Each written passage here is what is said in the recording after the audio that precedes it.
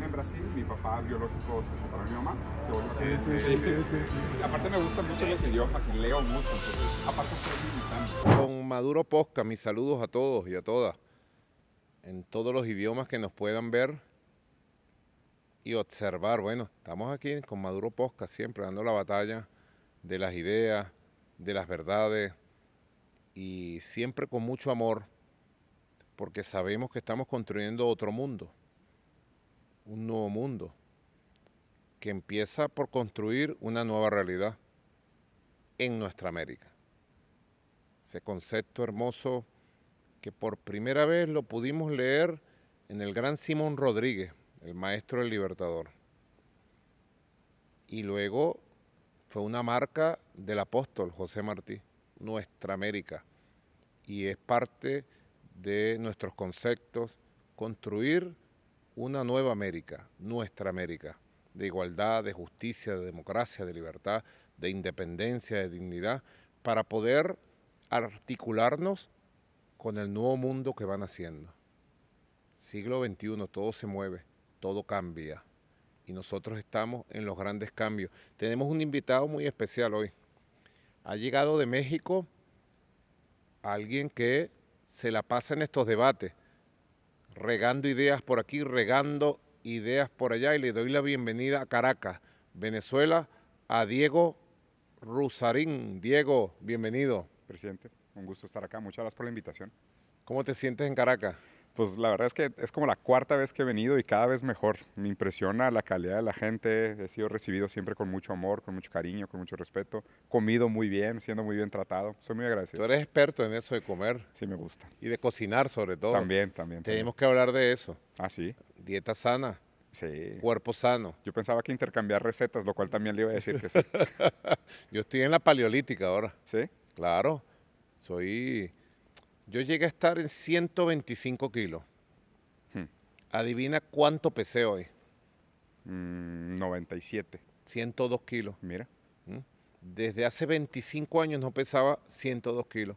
Me siento más enérgico, más saludable, duermo mejor, tengo más horas de trabajo, rindo más, el cerebro clarito. Sí. Es que aparte también usted es muy alto, algo que no sé si la gente nota en cámara, pero cuando llegué a saludarlo fue intimidante. Sí. Yo medía 1,93, ahora mido 1,90.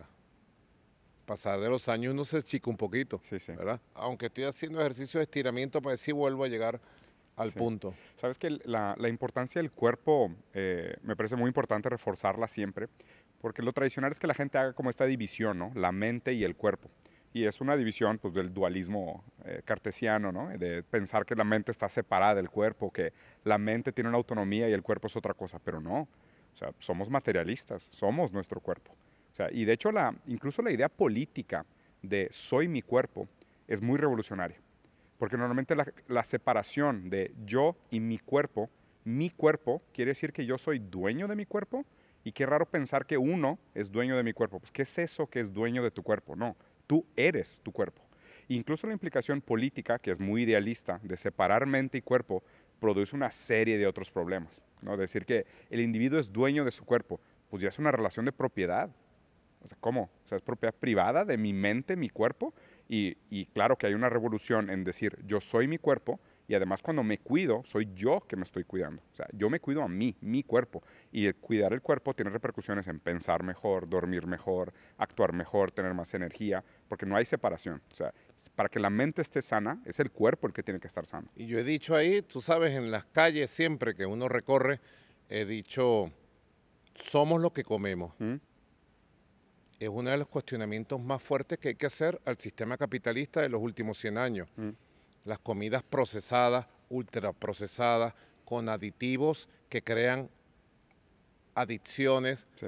que destruyen el corazón, el cerebro, que han multiplicado los casos de Alzheimer, de Parkinson, diabetes, tercio arterial, etcétera, todos los etcétera que les quieras poner, han destruido Sí. al Homo sapiens, que duró ¿cuánto tiempo? Millones de años en llegar a ser lo que somos. Somos lo que comemos. Y digo, cuerpo sano, mente sana, sociedad sana.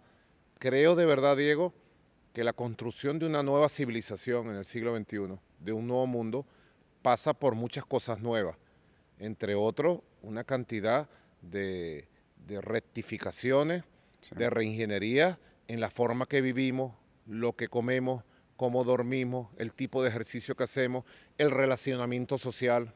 Sí, digo, si me permite complementar la idea, me parece una de las críticas más pertinentes de nuestro momento histórico. Y esto reivindica de nuevo la importancia de los mercados y las economías planeadas en contra de los mercados libres, ¿no? Que esta es una pregunta muy antigua, que además la tenemos que volver a tomar, que es la ventaja que ejerce un mercado controlado y una economía planeada contra una economía libre y el mercado que se regula solo, ¿no? Porque donde el mercado se regula solo, existía la teoría, y ahora sabemos por hechos históricos que es mentira, pensábamos que era lo que iba a traer mejor beneficio para la humanidad, ¿no? Lo que realmente sucedió, y lo predice Marx muy bien en la crítica a la economía del capital, que produce no solo muchísima desigualdad, sino que poco a poco acaba produciendo otros múltiples problemas para la sociedad. El que mencionas de la alimentación me parece fundamental para empezarlo, porque afecta incluso los grupos más vulnerables, como los niños y los adultos mayores. Entonces, lo que pasa es de que la industria tiene libertad de regularse sola, y cuando se regula sola, la regulación siempre va en una sola dirección, maximizar la ganancia. Todo lo demás es secundario. Pero eso No obviamente importa lo demás, no importa lo no demás. importa la salud, lo que importa es la venta y la ganancia. Tal cual, el Y, que es- acumule. y eso se impuso, entonces vienen los expertos. Mira, ven acá, si tú le pones aquí tal amarillo, más gente le va a gustar. Si le pones tal cosita a la gaseosa, Sí. más gente lo va a tomar y van a sentir tal satisfacción que esa gaseosa no va a poder dejarla nunca en su vida. Y resulta que a los 40 ya, a los 50, la diabetes, hipertensión arterial, y ya como se está viendo a los 60, el Alzheimer, Sí. problemas de movilidad, graves problemas de sueño, insomnio. Entonces viene la pastillita, 10 gramos, 20, 30, y llega un momento que no alcanzas los gramos de las pastillitas para vivir una nueva civilización del bienestar, de la felicidad, llamo yo, la civilización del amor, que no puede ser otra que el socialismo del siglo XXI. Tiene que ser una civilización que tenga nuevas y sanas costumbres para todo. Claro. Y por eso de nuevo reivindicamos la importancia de los mercados regulados. O sea, porque creo que gran parte de lo que hemos aprendido, y tomando a Marx en serio, ¿no? O sea, tomando en serio la doctrina de Marx, es una filosofía dialéctica. A lo que se refiere Marx, hablando de que la filosofía es dialéctica, es que aprende a resolver las contradicciones de los diferentes momentos históricos. Entonces, es una filosofía que tiene que estar constantemente en introspección y renovación, constantemente. La dialéctica tiene que ver con la realidad, Claro. con el movimiento de las contradicciones en la realidad. ¿No? Exactamente. Una de las grandes aportes de Marx, de Engels, de Lenin, del marxismo-leninismo, de Mao Zedong, fueron entender el tema de las contradicciones en el mundo de la sociedad, en el mundo del pensamiento, en el mundo de la naturaleza, y cómo la primera ley de las contradicciones que uno aprendió siendo muy niño, casi a los 12 años, que es la unidad y lucha de contrarios. Sí. Entonces la unidad y lucha de contrarios es, los contrarios están unidos y se repelen, y esa contradicción genera fuerza de desarrollo, y esa fuerza de desarrollo tiene que ver con la realidad. Sí. Por eso el marxismo no puede ser jamás lo que intentaron algunos en el mundo para matar ese marxismo, un dogma, una especie de guión único para el mundo, ¿no? El marxismo es el estudio de la realidad concreta, con soluciones concretas en base al entendimiento de la dialéctica, para que sea un conocimiento científico que surja de la realidad. Exactamente. Y por eso me parece tan importante volver a traer esto al debate, porque la gente equivocadamente trata de tener a Marx como un criptonormativista. Ya sé, qué palabra tan horrible, pero la idea de tener a Marx como un criptonormativista es decir, no, es que en algún lugar, porque la mayoría de la gente que habla de Marx nunca lo leyó, le tienen fobia a los libros, es lo más común, pero describen a Marx como no, es que Marx describió cómo debería ser el comunismo y el socialismo. Por supuesto que no. Mentira. Marx era dialéctico y materialista. Marx entiende, justo como lo acabas de explicar, que la historia se mueve y el movimiento histórico de esas contradicciones es lo que produce nuevas formaciones. Y lo que estamos viendo en China hoy, y por qué estoy contento de tener esta conversación contigo hoy, es que el momento histórico en el que estamos viviendo no tiene precedentes anteriores. O sea, nuestra responsabilidad es hacer un análisis de la realidad material concreta y ver cómo estas situaciones específicas de nuestra contemporaneidad producen y requieren acciones específicas. O sea, la nueva formación socioeconómica con orientación socialista que tiene China no se puede analizar desde una lectura criptonormativa de Marx. Se tiene que entender cómo las diferentes presiones y fuerzas políticas y materiales de su época lo producen como formación política y Yo les socioeconómica. decía a una delegación china, en China, algunas reuniones que tuve ya en septiembre. ¿Has ido a China? No, jamás. Tienes que ir. Es impresionante, de verdad. Sí. Yo voy a cumplir 20 años ahora en diciembre, que fui la primera vez a China. Mm. Eso fue en el año 2004. 20 años te puedo decir que China está 40 años adelante de todo Occidente. No tengo duda. A nivel de ciencia, tecnología, Sí. economía, finanzas, teoría política, Sin duda. visión geopolítica, poder militar y muchas otras cosas. Sí. Yo vi cosas allá en China a nivel de la ciencia aplicada, en la agricultura, en la salud, en el espacio, etcétera. Transporte. Sí, vi cosas allá que me mostraron, claro, en confidencialidad, Ya. solo para que las viera yo. Y yo le pregunté a los científicos chinos que estaban ahí, díganme algo de verdad. Entonces ellos se pusieron serios. Díganme de verdad, verdad, verdad. ¿Ustedes tienen contacto con los extraterrestres? Ellos hicieron como tú, se rieron, pero no me lo negaron. Vete a saber, ¿no? Sí. Sí. Y después yo le conté a Chilia. Entonces Cilia me dijo, no, no, no, tú estás equivocado. No es que tienen contacto con los extraterrestres. Ellos son los extraterrestres. le Claro, dijo. claro. Hay filósofos que decían que en un momento determinado, si la tecnología es demasiado avanzada, es indistinguible de la magia. Y yo creo que es, por ejemplo, el choque que vivieron nuestros indígenas cuando llegan los barcos de los españoles. Para ellos es indistinguible de la magia. Porque como no hay un referente que conecta las dos cosas, es impresionante. Nunca había escuchado esa idea. Sí, o sea que la tecnología demasiado avanzada es indistinguible de la magia. Pero lo que me gusta mucho del ejemplo de China, y tuve la oportunidad de vivir en Singapur, tuve una empresa en Singapur, y he investigado China durante los últimos 3 años, por lo menos porque es algo que me emociona demasiado. Creo que uno de los problemas que tenemos que resolver nosotros en América Latina es que las nuevas generaciones necesitan volver a recuperar su optimismo porque existe un mundo diferente, posible y deseable. Y nosotros antes de China era muy difícil vender esa idea. Era muy difícil tratar de reunir a una generación de jóvenes y decirles, oye, este capitalismo tardío enajenante no es la única alternativa, no es el fin de la historia. La historia no ha acabado. La historia, sabemos, como materialistas dialécticos, que es un proceso imparable. Va a seguir avanzando. Nuestra responsabilidad como Pero jóvenes... es una pugna también, Diego. Sí. Es una pugna entre modelos, visiones, proyectos. Ahorita estamos en una pugna, como se llama...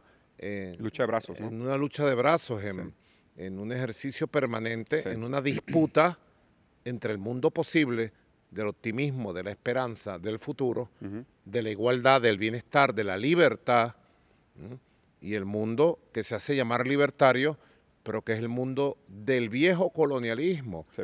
Es el mismo monstruo del colonialismo, de la explotación, de la pérdida de identidad y de la pérdida de muchas cosas que son los valores humanos, los valores esenciales. Ahora, te estaba contando, volviendo al punto, porque quien se dispersó fui yo, no tú. Yo le decía a una delegación que vino hace poco y también le dije allá, en el siglo XVIII hubo eventos muy impactantes. La Revolución de Independencia de Estados Unidos. Un evento que impactó al colonialismo europeo. El hecho que se derrotara al Imperio Británico en tierras americanas y el surgimiento de las ideas republicanas, de democracia, de libertad. Más allá de la visión geopolítica que heredó la élite de las 13 antiguas colonias de Estados Unidos, heredaron sobre América y sobre el mundo. Porque esa visión de James Monroe, 1823, ya la tenían desde el principio. creo que la visión geopolítica se trasladó automática. Sí. Y aunque había ideas de libertad, de democracia, de independencia, de soberanía, anticolonialistas, ahí persistió esa visión. Pero la revolución estadounidense tuvo un gran impacto en el mundo. Llegó a todas nuestras tierras. La revolución francesa, ni se diga. Sí, sí, sí, sí. Liberté, igualdad, fraternité. Impactó tanto que la primera revolución del siglo XIX en América fue igualdad, fraternité, liberté, nuestros hermanos jacobinos negros de Haití. Esas dos revoluciones tuvieron un gran impacto. Luego, en el siglo XIX, creo yo, modestamente te digo, para el estudio, el debate de ustedes, la juventud de izquierda que hay en el mundo, los nuevos intelectuales, el proceso de Bolívar, Suramérica, el proceso independentista, todo lo que significó la formación de la Gran Colombia, de lo que hoy son Venezuela, Colombia, Panamá, Ecuador, la liberación de Perú, la formación de Bolivia, la convocatoria a un gran bloque en el Congreso de Panamá en 1826, Bolívar en sí se convirtió en el gigante de nuestra América, de toda América. Sí, sí. Y luego en ese siglo, cuando ya es traicionado el proyecto de Bolívar, físicamente desaparece Sucre, Bolívar, los libertadores, y su proyecto es traicionado y descuartizado, aunque su idea y su ejemplo queda, su mito histórico queda, surge en Europa Carlos Marx, Federico Engels, y hacen una gran revolución de las ideas, anticapitalistas. Tan es así que las ideas de Marx y Engels cambiaron el mundo. Sí. En el siglo XIX lo intentaron, la Comuna de París, la insurrección de Alemania, pero luego entonces viene el siglo XX, que tiene tres grandes revoluciones, así lo creo. Tiene grandes procesos históricos de resistencia, de lucha, unos más avanzados, otros menos, el siglo XX. Pero tiene tres grandes revoluciones.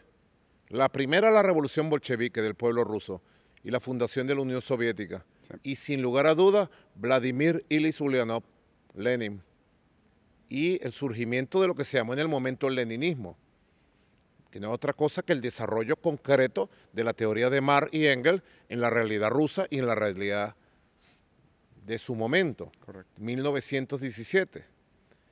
Luego, después de la Segunda Guerra Mundial, surge el otro hecho histórico formidable, la Revolución China, la fundación de la República Popular China, 1 de octubre de 1949, y el gran timonel, Mao Zedong, y el pensamiento de China. Y luego surge aquí, en una isla pequeña, frente a los Estados Unidos, un gigante, Fidel Castro Ruz, como un ángel barbudo que llegó y con un ejército destrozó el dominio imperial y la revolución cubana y el impacto que tuvo en nuestra América y en el mundo. Sí. Fue la combinación de estas tres grandes revoluciones, Lenin, Mao, Fidel, todavía se siente en el siglo XXI. Y yo le decía esto porque le decía, bueno, ¿por qué el marxismo, el socialismo, la revolución socialista pudo pasar todas las pruebas en China? Y yo le decía a ellos, ¿por qué ustedes, con su cultura milenaria, su visión milenaria, pudieron unir sus orígenes, sus raíces, su visión histórica y adaptarla a una nueva metodología científica que es el marxismo? Sí. A nosotros nos pasó algo parecido, Diego, porque cuando se decía el fin de la historia ya y prácticamente venía el ALCA para colonizar todo el continente, en Venezuela se levantó una bandera, la de Bolívar, 4 de febrero de 1992, irrumpió de una forma X. No juzguemos cómo irrumpió, solamente sepamos que irrumpió como tenía que irrumpir. El comandante Hugo Chávez y el Movimiento Bolivariano Revolucionario 200. reivindicando nuestras raíces históricas más profundas, libertarias, independentistas, que eso estaba y está en los genes del pueblo venezolano. Ya en el documento, te recomiendo, revísate el documento original Santa Fe I de Ronald Reagan, 1980, para que tú veas cómo allí los conservadores, los republicanos, definen al bolivarianismo como una de las amenazas. Así lo definen, como una de las amenazas para la existencia de ellos, Claro. de lo que significa el capitalismo, el imperialismo, etcétera, etcétera. Y esas ideas, toda esa fuerza significaron el surgimiento de la primera revolución del siglo XXI, este siglo que está en marcha, que luego de ser una revolución bolivariana, democrática, constitucional, tomó el camino del socialismo también, con un pensamiento muy creador como el del comandante Chávez, que sigue teniendo un gran impacto en el mundo actual. ¿Qué piensas tú de todo esto? Y son demasiados temas. Estaba justo pensando todo lo que quisiera tocar. Primero, lo que mencionas de la fragmentación de Latinoamérica y de alguna manera nosotros sufriendo esta como balcanización y la importancia de volver a recobrar estos valores de la gran América unida, ¿no? Para nosotros. No la América para los americanos, sino nuestra América. Sobre todo una América hispanohablante. O sea, incluyo el portugués en esto, digo, yo como brasileño, y lo he tratado activamente de hacer, que tal vez la gente no sepa, pero entre el portugués y el español existe un 99% de compatibilidad. O sea, los lusoparlantes y los hispanohablantes nos entendemos perfecto. Son de los pocos idiomas que comparten los tiempos verbales, las estructuras gramaticales y demás. Entonces, tenemos demasiado en común, ¿no? No hay por qué separarnos. Y además es importante saber que si no nos unimos como bloque latinoamericano, somos muy débiles en el juego geopolítico internacional. Y de hecho, esto ejemplifica perfectamente por qué Estados Unidos no puede permitir que Argentina se una a este movimiento. Correcto. Argentina es un lugar geopolíticamente fundamental, sobre todo por los cuerpos de agua, y sabemos que el próximo siglo va a ser un siglo naval, sin duda va a ser un siglo naval. China lo sabe muy bien, Estados Unidos lo sabe muy bien, y para nosotros como latinoamericanos, tener una integración territorial y de los cuerpos acuíferos, principalmente de los ríos, implica que Brasil y Argentina logren llegar a un acuerdo. Entonces, el hecho de que ahorita Argentina esté siendo instrumentalizada por los intereses geopolíticos americanos es que ellos tienen conciencia del peligro que representa una unificación latinoamericana. Entonces, ahí estoy completamente de acuerdo contigo. Además, es importante que la gente recuerde que los procesos revolucionarios son de décadas y siglos. O sea, no son cosas que pasan de la noche a la mañana. Obviamente, la cantidad de resistencia que esto es lo interesante de leer a Marx, ¿no? Al hablar de marxismo, materialismo, ¿no? Se habla de cómo las condiciones materiales producen superestructuras ideológicas. Entonces, muchas veces estas figuras que son muy flotantes del poder hegemónico americano, nada más, o sea, no es que ellos defendan una ideología, perdón, me salió el portugués, no es que defiendan una ideología, es que ellos más bien actúan los intereses del capital. Correcto. O sea, el capital actúa a través de ellos y ellos ejercen la presión del capital, del dinero, la intención del capital como fin en sí mismo, cueste lo que cueste, las vidas que cueste. Nosotros, por otro lado, lo que tenemos que hacer es tener la suficiente resistencia, soberanía y visión para poder construir condiciones materiales que nos permitan sobrevivir este momento de cambio. Y justo por qué me parece que de nuevo este debate es más vigente que nunca, ¿no? O sea, la gente que dice, ¿por qué no hemos superado a Marx? Porque vivimos todavía en un metamodo de producción que es capitalista. Mientras no superemos el capitalismo, hay que seguir leyendo a Marx. Es indispensable. Y sus ideas siguen teniendo una vigencia infinita. ¿A qué me refiero? ¿A qué voy con este tema? Que si nosotros no entendemos cómo las condiciones materiales producen superestructuras ideológicas, es muy fácil caer en el juego de la ideología. Y ser secuestrados en el juego de la ideología, sobre todo para los jóvenes, es sumamente peligroso. O sea, la esperanza no es algo que simplemente se impone. La esperanza se tiene que entender con pruebas materiales. Y hoy más que nunca tenemos pruebas materiales de que las economías controladas, el socialismo con características chinas o con características latinoamericanas de cualquiera una de las 7 generaciones de la izquierda, presenta para nosotros una oportunidad de supervivencia. Porque la definición la disyuntiva, la paradoja de nuestra generación es socialismo o barbarie. Porque realmente la alternativa que nos presenta el capitalismo hegemónico, imperial, bélico, que además como está en decadencia se pone sumamente violento, es que la decisión que tenemos que tomar hoy no es por gusto. Y con una cultura totalmente decadente. Y eso de se la nota en el arte. pornografía, Sí. de la drogadicción, Sí, el fentanilo. autodestructiva, y de muchas otras cosas, Claro. de la disolución del núcleo familiar, Sí. de la disolución social, Ujú. ¿ves? Son una cantidad de cosas que uno ve y dice, ese mundo de ustedes no lo queremos. Claro. Recientemente te cuento una experiencia personal. Un grupo de jóvenes venezolanos fueron a un país de Europa, no lo voy a nombrar, Ujú. de gran desarrollo económico, financiero, monetario, de gran poder tecnológico. Ujú. Y vinieron muy tristes. Ellos iban muy ilusionados. Vinieron muy tristes de ese país por lo que vieron en las calles. La juventud del país destruida. Sí. En los postes de ese país, de esas ciudades que recorrieron, hay como unos envases así para que los muchachos metan las jeringas con que se meten la droga en las calles. Y entonces cada vez hay más zonas de tolerancia para el consumo de las drogas, muchachos en las calles temblando, enloquecidos. Sí. Y entonces están atrayendo migración de América Latina y de África, porque ya su juventud o no se ha formado o se ha autodestruido. Sí. Entonces yo digo, destrucción de la juventud, autodestrucción, destrucción de la familia, los valores de la familia, los valores del amor, los valores de las ganas de vivir, del derecho a la vida.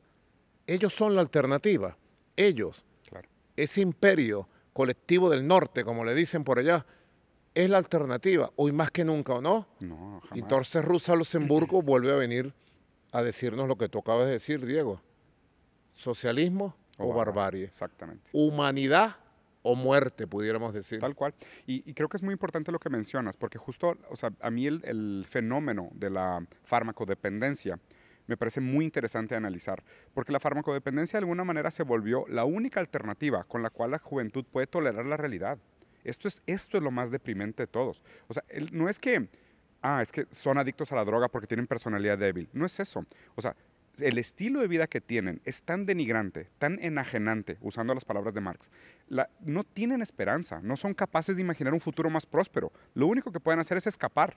La droga funciona como un tipo de escape. Y cualquier droga, o sea, tanto el alcoholismo como la drogadicción, o sea, las drogas duras, incluso esta mentalidad evasiva de escaparte al mundo de la fantasía, es porque el mundo material no te ofrece esperanza.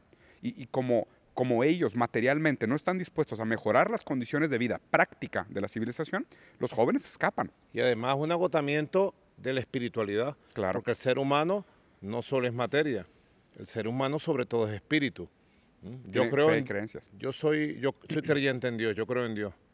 Soy marxista y cristiano y bolivariano. Uno de mis mejores amigos español, que también es marxista, comparte tu postura. Correcto. Sí. Marxista, cristiano de Cristo, bolivariano y en resumen, pues, chavista. Decir chavista es decir Sí. cristiano de Cristo, marxista, bolivariano, independentista, antiimperialista hasta el último átomo de mi cuerpo.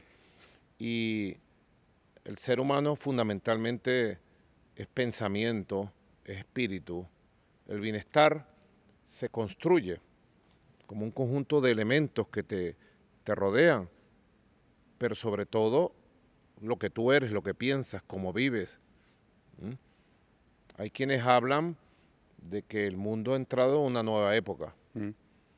Y una de las características es la ansiedad, la depresión. Sí. Se habla de la generación ansiosa. Hay quienes han hecho teorías sobre la generación ansiosa, que no aguanta 3 minutos, 2 minutos, 1 minuto un video. Sí. Yo no diría la generación, creo que todos andamos en eso. Porque cuando uno va a ver un contenido en TikTok, apuradito, pues, si a los 5 segundos no te convence, lo cambia. Entonces hay un conjunto de elementos que tienen que ver con la espiritualidad, con la psicología individual, con la psicología social, que te van conduciendo a una sociedad de aislamiento, de soledad, que son las condiciones para que quienes planifican las cosas, las mentes del imperio, pongan la droga, pongan el daño, pongan la moda, conviertan en moda el autodaño, la autodestrucción. ¿eh? Y creo que en ese sentido conecta muy bien con algo que comentaste antes sobre la destrucción del núcleo familiar, porque la tendencia de la lógica del capital es una tendencia de la atomización de la realidad. O sea, es pasar de cualquier cosa que tenga un entendimiento colectivo del individuo a pasar a un entendimiento profundamente fragmentado e individual de la persona, ¿no? Del individuo soberano, yo independiente, yo, iPhone, o sea, todo es yo, narcisismo total, ¿no? Un algoritmo que solo te habla a ti, que solo te da lo que tú quieres, que te vuelve una persona ensimismada, ¿no? Antipática, antisocial, desconectada de la realidad. Y creo que el trabajo de la izquierda es ir hacia la otra dirección, ¿no? La izquierda es que yo, mi familia, mi estado, mi ciudad, mi país, mi soberanía, mi continente, mi comunidad, mi mundo. O sea, mi cultura, mi identidad. claro, yo como resultado de una serie de factores que me anteceden. El idioma que yo hablo son con palabras prestadas. Mi idea sobre mí me la da la mirada del otro, ¿no? Y aquí es algo, digo, Marx fue alumno de Hegel. Hegel tiene probablemente uno de mis conceptos favoritos de la filosofía, que es la dialéctica del amo y el esclavo, que habla de cómo nosotros nos constituimos como individuos. La idea que yo tengo de mí tiene que ver con la manera en cómo los otros me miran. Si yo cuento un chiste y nadie se ríe, pues yo no soy chistoso, ¿no? O sea, si tú quieres ser doctor, tú necesitas que alguien te diga que eres doctor. O sea, nosotros somos seres cuya identidad depende de una mirada ajena. ¿Pero eso qué significa? ¿Cómo puedo luchar yo por mi libertad? Luchando por la libertad del otro. Porque si el otro no es libre, su reconocimiento no me significa nada. Si yo llego a mi casa y obligo a mi esposa a que me diga te amo, el te amo no significa nada. Las palabras significan cuando el otro también es libre. Luchar por la independencia propia es luchar por la independencia del otro. Entonces, en ese sentido, nosotros tenemos que luchar en contra del individualismo. Tenemos que luchar siempre por la libertad de los más débiles, por la expresión de los que no tienen voz, por el bienestar y los recursos de los que no lo tienen. O sea, siempre pensar hacia la dirección de la colectividad en contra del individualismo sistemático. Y el problema es que esa lucha la hemos perdido sistemáticamente desde hace años, ¿no? Margaret Thatcher famosamente dijo no solo there is no alternative, Tina, no hay alternativa, pero también dijo no existe la sociedad, solo existen los individuos y sus ambiciones, ¿no? Cuando al contrario, ¿quién soy yo sin un pueblo? El ser humano es ser humano, En el pueblo. pienso yo, si socialmente se realiza, si tiene un núcleo familiar donde crece y luego donde construye. Y si tiene una comunidad, claro, sobre todo el tipo de sociedad que tenemos. Es imposible entender el mundo actual sin comunidad, sin entorno social. Claro. El ser humano, la esencia del ser humano es su carácter social. Sin duda. Y es lo que nosotros reivindicamos como proyecto de país, como proyecto y modelo de sociedad, construyendo desde nuestras bases históricas. Mira, te voy a hacer algunas preguntas. ¿Tú naciste dónde, Diego? En Brasil, en un pueblito en el sur de Brasil, cerca de Porto Alegre, que se llama Caxias do Sul. Caxias do Sul. Sí. Está bien. ¿Y por qué te pusieron Diego?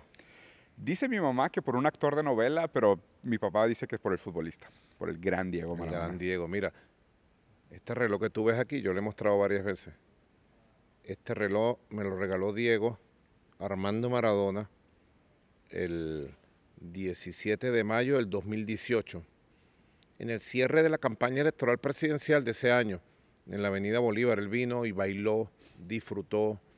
Son famosas sus imágenes, bailando con una bandera de Venezuela, y me dijo, se lo quitó. Me dijo, Nicolás, toma este reloj que me ha acompañado de mi colección para que yo siempre esté a tu lado. Y cuando me lo pongo, él me acompaña. Por eso me llama tanto la atención que te hayan puesto el nombre. Siendo brasileño, aparte. Siendo brasileiro, sí, además. Y fuiste católico, ¿te bautizaron? ¿Cómo fue? Mira, yo de hecho estudié de chiquito en una escuela de monjas, o sea, una escuela, mi formación originalmente fue católica. Yo creo que a medida que pasó el tiempo, por diferentes eventos en mi vida, también yo renové algunos de mis pensamientos y cambié mi manera de relacionarme con la fe y con la creencia. Tengo un respeto profundo por la gente que tiene fe. De hecho, yo siempre digo que yo no creo directamente, pero creo en la gente que cree. Y mi postura siempre es, no importa tanto la estructura ideológica de la persona, sino lo que hace con ella. Correcto. ¿No? Porque yo prefiero una persona que tenga una fe que es distinta a la mía, pero que ejerce buenos actos en el mundo, a una persona que use la fe como postureo moral para actuar como una terrible persona. Es lo que dice la Biblia, el buen samaritano. Claro. ¿Ves? El que a pesar de no creer, Hace. hace. Y haciendo cree, porque José Martí decía, la mejor forma de decir es hacer. Hay mucha gente hipócrita en el mundo. Claro. La hipocresía es de derecha. Sí, bueno, es que justo te iba a decir, esta frase de Martí es igual que la frase de Marx. Marx dice, no es la conciencia del humano lo que determina su ser social, es su ser social lo que determina su conciencia. Correcto. O sea, la conciencia se desarrolla con el acto. O sea, si tú todos los días estás compartiendo videitos de quiero salvar el medio ambiente, pero no recoges la basura y no plantas en tu casa, tu postureo ideológico no sirve de nada. Esa es la derecha, tal cual. Mira, Diego, o muchos fascistas Hmm. que hemos conocido que tienen en su, ¿cómo que llaman? En su estado, el tiempo de Dios es perfecto, Dios guía mis caminos, Sí. pero todos sus mensajes son, vamos a matar a los chavistas, acabemos a los chavistas, vamos a exterminarlos. Hmm. Nosotros Odio. hemos vivido aquí en los tiempos del odio, Claro. hemos superado los tiempos del odio, aunque ellos insisten en sembrar el fascismo otra vez en Venezuela, a través de lo que yo llamo en Venezuela los apellidos, las oligarquías, la gente que cree que tiene la sangre azul y que esta tierra le pertenece a ellos. Un poco el modelo parecido a lo que han impuesto en Brasil con Bolsonaro en su tiempo, con Milei, En Argentina. ahora en Argentina. Yo digo que estos proyectos, Diego, no sé qué has pensado tú de este tema, los Milei, los Bolsonaro, Uribe, Iván Duque aquí en Colombia, Cas. ¿sí? Los apellidos de aquí, los CACs de México, son constructos del sionismo y de los sectores más recalcitrantes del poder de los Estados Unidos, para decirlo de alguna manera, que como gobiernan y dirigen las redes sociales, ahora no hace falta hacer encuestas para saber el estado de opinión. Sí. Ahora con equipos sofisticados de altos niveles hacen lo que llaman los Big Data y van construyendo. Bolsonaro le decían el capitancito de una manera despectiva y tenía 2 puntos, 3 puntos en las encuestas formales y lo construyeron, lo llevaron. Llegó al poder a destruir Brasil, a entregar, convirtió a Brasil en una colonia. Sí.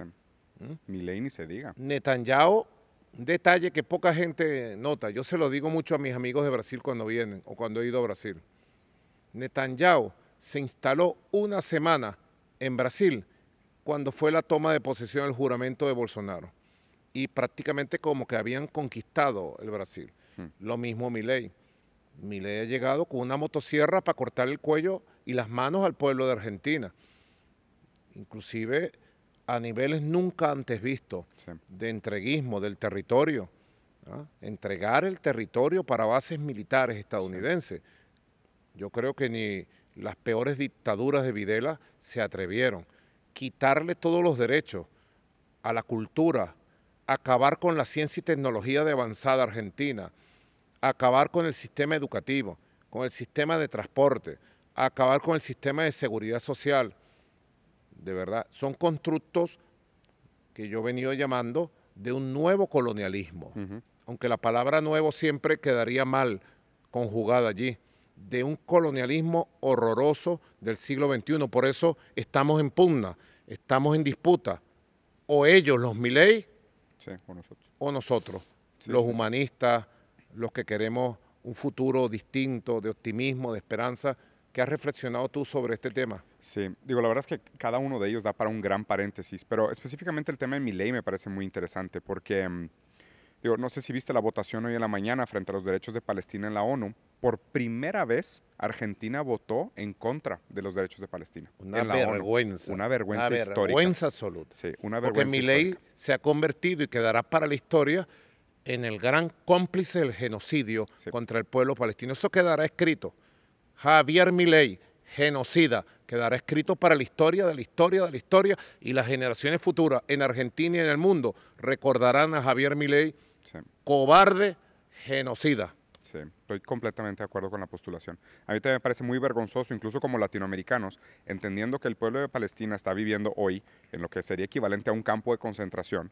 siendo colonizados por Israel, y además nosotros que también fuimos víctimas del colonialismo, o sea, no estar a favor de los derechos, de la libertad, del territorio del pueblo de Palestina es una aberración.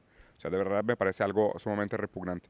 Pero hablando también de la manera en cómo decías, ¿no? Que existen estas grandes familias, esta como oligarquía que resiste y quiere regresar a los intereses de la derecha. Este es el movimiento natural del capital. O sea, siempre llegan con la promesa de crecimiento financiero y desarrollo del GDP, lo cual no necesariamente se ve reflejado en el bienestar de la base de la pirámide de los trabajadores, pero a cambio de la prostitución del país, de la pérdida de soberanía. Entonces, lo que nosotros tenemos que entender también es la importancia de la reconstitución de los valores de soberanía nacional para resistirnos a este constante proceso de fragmentación, de balcanización, que es lo que tú dices, de este neocolonialismo, que es un colonialismo financiero, pero también tiene un componente digital. Y de Argentina me parece fundamental y inolvidable, lo tenemos que recordar y lo tenemos que reflexionar, el rol que juegan las redes sociales, tanto en el ascenso de Milei como en el ascenso de Bolsonaro. Y muchas de estas figuras de la derecha capitalizan en el hecho de que nosotros en la izquierda no hemos hecho un buen trabajo en el mundo digital. Esa guerra la empezamos perdiéndola, pero todavía tenemos tiempo de recuperar ese territorio. ¿Cómo ha sido para ti este proceso, sobre todo el de redes sociales? Porque obviamente son medios hegemónicos, las plataformas son americanas y obviamente ellos tienen trillones de dólares para luchar una guerra de propaganda. O sea, ¿cómo se hace la resistencia desde aquí? Bueno, creo que dado una buena batalla, pero todavía falta mucho. Sí. Con creatividad, innovación, entendiendo el cambio de época. Nosotros decimos que hay una nueva época de transición. Y uno de los elementos fundamentales de las nuevas épocas es precisamente el cambio tecnológico y el cambio comunicacional. Las redes sociales se hicieron hegemónicas en todas nuestras sociedades, absolutamente hegemónicas. Casi nadie ve televisión, nadie lee prensa escrita y solo algunos escuchan radio. Ignacio Ramonet. Discúlpame, ¿es el con el que grabaste un podcast también? Sí. Ah, claro, sí. Ramonet. Ramonet, él habla de 5 momentos comunicacionales. El primer momento comunicacional del Homo sapiens, o sea, de nosotros, fue cuando empezó a hablar y pasó de la seña a la palabra hablada. ¿En cuántas lenguas? 100, 200, 500 en el mundo. El segundo momento, él dice, cuando empezó a escribir y empezó a plasmar en una lengua escrita en distintas civilizaciones sus ideas, sus propuestas, sus cosas. El tercer momento, él dice, es la llegada de la imprenta, la impresión en papel y la posibilidad de reproducir comunicados, libros, periódicos. El cuarto momento, él dice, es una etapa ahí del siglo XX. El cine, la radio, la televisión se hizo dominante casi por un siglo. Y eran los medios hegemonizados y dominados que Lenin llamaba los medios de la burguesía, los medios de comunicación de la burguesía. Eran medios fundamentalmente, en lo fundamental, de carácter nacional, regulado por leyes nacionales, hasta que llegó el sistema de cables, y el sistema de cables metió televisoras en todos los países, pero de todas maneras reguladas por la ley. Entonces, por ejemplo, un canal pornográfico no podía entrar por la ley en tal país. O un canal que promoviera la guerra, o un canal racista. Hasta que, como dice Juan Gabriel, hasta que te conocí. Hasta que llegaron las redes sociales. Y las redes sociales inundaron el mundo. Primero Twitter, que ahora le llaman X, que ha bajado mucho. Twitter fue dominante y ahora es insignificante. Solamente sirve para posicionar titulares. Después llegó Facebook con mucha fuerza. Casi inmediatamente llegó Instagram, que tiene el mismo dueño. Meta. Combinadito. Por debajo llegó WhatsApp como gran medio de comunicación de todo el mundo. Que también es de Meta. Ajá. Y luego TikTok entró por aquí, entró por allá. Entonces esas redes se hicieron dominantes. Y además son universales. No son reguladas por nada ni por nadie. Solo por los intereses del capital. Solo por sus propios intereses personales, sus intereses económico. Sí, que ahí hay dos cosas que son interesantes ¿Quieres un mencionar. café, Diego? Yo estoy bien, si usted quiere uno. Un cafecito para mí, pues. Sí. Hay algo muy interesante de este tema de la guerra mediática, porque por detrás de esto está la teoría de Chomsky, que es sobre la manufactura del consentimiento, que es cómo los intereses del capital filtran de manera suave lo que está o no está en los medios, ¿no? Entonces ya no es la antigua idea de la censura, ¿no? De decir, esto no se puede mostrar, entonces lo van a censurar. Ahora más bien es un tema como, mira, si no es patrocinable, no lo quiero. Y eso es un filtro sutil del capital. Entonces, cualquier cosa que eventualmente pudiera ser una oposición o resistencia contra la lógica del capital, naturalmente no va a perseverar en redes sociales. Y lo otro que me parece interesante de lo que mencionas es justo el riesgo de cada uno de estos cambios de paradigmas de comunicación. Porque decían que Nixon perdía todos los debates en la radio, pero ganaba todos los debates en la tele. Entonces lo que pasa también es que cuando hay un cambio de paradigma mediático, las diferentes figuras públicas y los tipos de discurso se benefician o se ven dañados por ese cambio de paradigma. Entonces, por ejemplo, la primera persona que vio un póster del tío Sam apuntándoles con el dedo diciendo I want you, se impresionó con la cara del tío Sam, porque nunca había visto un póster.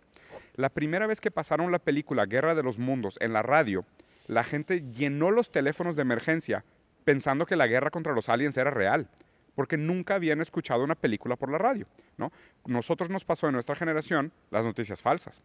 La gente de repente recibe una noticia que se ve idéntica a una noticia real, con inteligencia artificial, simulación de voz, con videos manufacturados y fotos modificadas. No están listos para ese cambio generacional. Entonces nosotros con redes sociales, ese es el problema. Llega esta tecnología nueva y esta tecnología nueva no nos agarra, o sea, nos agarra completamente en curva. No sabemos cómo reaccionar a ella.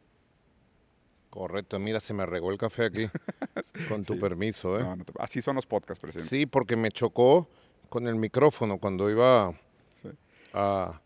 Muy interesante, pero no te contesté la pregunta, ¿te diste cuenta? Te apliqué una técnica para no contestar, Sí, sí, me di cuenta. pero sí quiero contestar. Por favor. Con tu permiso, porque ya sequé un poquito aquí el café. ¿No te gusta el café? Sí, pero ya me tomé dos. Si me tomo uno más y a esta hora me da taquicardia y no duermo. Ah, Sí, sí, viste sí. la salud. Sí, claro. Uno es lo que come. Hay que cuidarse. Hay que autolimitarse. Comida sana, cuerpo sano, mente sana, sociedad sana. Sí. Nosotros estamos haciendo bastantes cosas. Ahorita estamos construyendo un sistema que se llama redes, calles, medios y paredes. Pero inclusive yo lo modificaría ahora, aquí en caliente, en vivo y directo. Porque creo que la calle debe ir de primero en esta ecuación. Calles, redes, medios y paredes. ¿Por qué yo tengo esos 4 elementos de esta ecuación?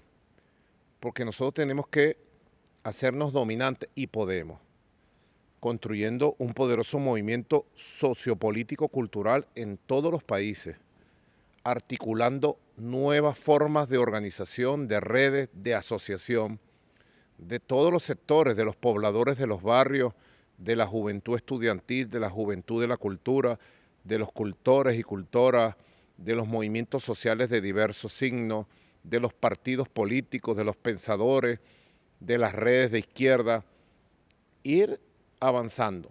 En Venezuela yo lo he llamado redes, calles, medios y paredes, pero a partir de este podcast contigo, Diego, lo empiezo a llamar calles, redes, medios y paredes. Primero Ir de la calle, porque la calle nunca puede ser sustituida. Claro. La calle es la realidad.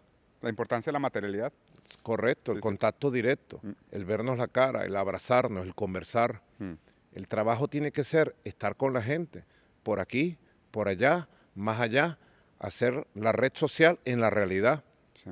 Entonces, de las calles llevar eso a las redes para el debate de ideas, el debate sobre la verdad, la nueva simbología. ¿Ves? De ahí a los medios, porque los medios siguen teniendo un elemento reproductor importante. Claro. Radio, impresos, portales, televisoras. Y a las paredes, ¿por qué yo le digo a las paredes al pueblo de Venezuela? Porque tú puedes recorrer ciudades y pueblos y vas viendo cómo una nueva estética de este tiempo histórico ocupa las paredes de toda Venezuela. Sí. Una nueva estética, vas a poder ver al gran cacique Guaycaipuro en las calles, al libertador Simón Bolívar, a Manuela Sáenz, a Josefa Joaquina Sánchez, al comandante Chávez y a toda la hermosura de colores de nuestra bandera, de nuestras estrellas, una combinación tratando de construir algo nuevo, que no se queda solamente en las redes, que está en la realidad, que va a los medios. Nosotros enfrentamos, Diego, tú eras muy joven, estabas chamo, seguro, estabas en Brasil todavía. Seguramente. Nosotros enfrentamos aquí el primer golpe mediático de la historia. El golpe lo dieron las televisoras, las radios y la prensa. Y derrocaron al comandante Chávez. Lo único que le faltó un pequeño detalle, muy pequeño el detalle, no lo cuidaron. El pueblo y las Fuerzas Armadas. Y en 47 horas el pueblo, la realidad, la calle y la Fuerza Armada volvieron a reponer al comandante Chávez, la Constitución, las instituciones y continuó el proceso revolucionario pacífico, democrático, constitucional que, bueno, sigue adelante en esta época histórica. En aquella época los medios eran absolutamente dominantes. Mira, yo te puedo decir que las televisoras en esa época eliminaron hasta las novelas, eliminaron las propagandas, eliminaron los seriales que pasaban importados, los programas deportivos. Aquí el béisbol es muy famoso, eliminaron el béisbol, un señor llamado Ramón Guillermo Aveledo, que el pueblo no se olvida de él. Y estuvieron meses, todos los días pasando pura programación contra el comandante Chávez. Todos los días a toda hora. Y las radios todas pegadas. Claro. Y no pudieron. Saturaron tanto que obstinaron a la sociedad. Y el pueblo reaccionó contra ellos con mucha fuerza. Hoy por hoy es distinto. Las televisoras, las radios, los medios, portales que existen, hay otro clima, todo eso cambió. Pero ahora son las redes. Yo he venido diciendo, Diego, sobre todo esta campaña presidencial, que pareciera una campaña presidencial mundial, parece que se está eligiendo el presidente del mundo y no el presidente de Venezuela. El imperio desesperado con su odio, con sus ganas de venir a ponerle las garras a Venezuela por el petróleo, el gas, el oro, la riqueza y para destruir la revolución de Bolívar, la revolución de Chávez. En esta campaña presidencial mundial, ellos la han declarado mundial, entonces tenemos un proceso de censura brutal. Digo yo, el bloqueo económico, se ha transformado ahora en un bloqueo de redes. Claro, van de la mano. Para que no se sepa la verdad. Entonces ellos en el mundo dicen una cantidad de mentiras, encuestas falsas, etcétera, y no muestran al pueblo que está por miles en las calles trabajando, movilizado. No muestran la realidad de la recuperación económica, del bienestar, de la paz, de la seguridad que hoy tiene Venezuela. No la muestran. Entonces tenemos una guerra y yo le he dicho al pueblo, y creo que la cosa ha arrancado bien con este sistema que ahora vamos a llamar calles, redes, medios y paredes. Le he dicho a la gente, lo que estés haciendo, lo que sea, una actividad económica, un emprendimiento, una gran marcha que hacen locales en los barrios, todo eso, regístralo en un video creativo, una foto bien creativa, súbelo a todos tus grupos de WhatsApp, porque la gente tiene 20, 30 grupos de WhatsApp, y entonces que todos los grupos de WhatsApp los suban a sus redes sociales, y entonces a nivel local, regional, nacional, vayamos inundando las redes sociales de la verdad de Venezuela, que por esa vía vamos a derrotar y aplastar el bloqueo y la censura de estas empresas internacionales de redes sociales. Estamos experimentando eso ahora, no sé qué te parece. Sí, ¿sabes qué me recuerda? Me gusta mucho Borges, los cuentos de Borges me gustan mucho. Borges tiene un cuento muy interesante donde un rey manda hacer un mapa de su territorio, pero a la larga el mapa del territorio es casi tan rico como el territorio. Después el mapa tiene más detalles que el territorio mismo, pero pasa algo que después la gente como que pierde la distinción entre la diferencia entre el mapa y el territorio. Hoy nos pasa un poco eso con la realidad y las redes sociales. La gente confunde el mapa con el territorio. La gente confunde redes sociales con la realidad. Y el problema también es que estamos tan dependientes de estos aparatos, de este espejo negro, que nos da exactamente lo que queremos para confirmar nuestros sesgos, que es muy peligroso que la gente confunda la realidad con lo que ve en redes sociales. Y además también que de nuevo, estos son la manifestación de los intereses del capital. Más bien, me gustaría preguntarle, presidente, si se puede, porque me parece que algunos otros presidentes fueron muy desafortunados en algunos comentarios sobre el proceso democrático en Venezuela. Y acá también como brasileño, pues yo escuché y me parece que eso es casi pues una falta de respeto al proceso revolucionario de Latinoamérica, ¿no? Sí, o sea, Latinoamérica necesita una unión mucho mayor y una empatía mucho mayor de la dificultad y las condiciones en lugar de simplemente, ¿sabes?, romantizar la postura americana. Bueno, eso sucede. Hasta en las mejores familias eso pasa. Nosotros priorizamos por la Unión de América Latina y el Caribe, Sí, en el marco de la Comunidad de Estados Latinoamericanos y Caribeños. Es la creación de la primera primavera independentista del nuestra siglo primavera. XXI. Sí, que fue la primavera encabezada por el comandante Chávez Claro. y por muchos otros compañeros valientes, valiosos, con procesos inéditos, auténticos. Chávez siempre decía, los procesos son diferentes en Brasil, Sí. Argentina, Uruguay, Ecuador, Bolivia, Nicaragua, Cuba, son diferentes, Sí, pero todo confluye en la necesidad de la unión, porque Chávez tomaba el concepto de Bolívar,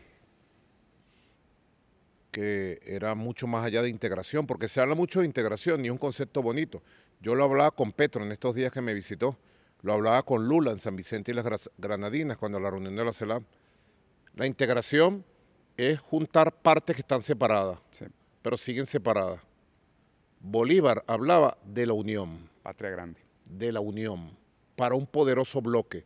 Él hablaba de una unión de repúblicas, Sí, 100 años antes que se formara la Unión de Repúblicas Socialistas Soviéticas. Era un concepto de Bolívar. ¿Ustedes lo sabían? Tú no lo sabías. Que Bolívar hablaba de una unión de repúblicas como poderoso bloque. Y habló de una confederación de repúblicas. Fue el proyecto que él llevó al Congreso de Panamá en 1826. Tenemos pendiente en junio de 1826 ir a Panamá para celebrar los 200 años del Congreso. Pero pudo más la intriga del lobby imperial, ya preimperial de Estados Unidos, que la fuerza unitaria sí, que llegó Bolívar. Así que nuestra prioridad es la unión. claro. De todas maneras, te hago una invitación en público. Prepárate todas las preguntas que tú traes para que me las hagas en mi programa con Maduro más el lunes. Acepto. Acepto. Sí, porque digo, la verdad es que tenía muchas preguntas y hasta me siento humildemente demasiado bien tratado por el hecho de que usted me esté cuestionando a mí. Y la verdad lo disfruto demasiado, pero también me quedo con muchas ganas de preguntarle. Bueno, prepárate todas las preguntas Vale. y nos lanzamos un ping-pong, ping pum pan, como digo yo. Ahora, me interesa, antes de terminar este primer podcast, tenemos que hacer varios. Perfecto. Ese tema, ¿desde cuándo tú eres un hombre de izquierda? ¿Cómo te conseguiste con la izquierda, con Marx? Sí. Es un tema muy duro, aparte muy personal.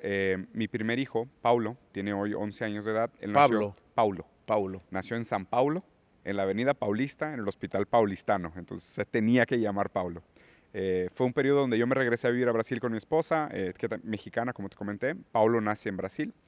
Y Paulo a los 2 años de edad es diagnosticado con una enfermedad genética, crónica y neurodegenerativa.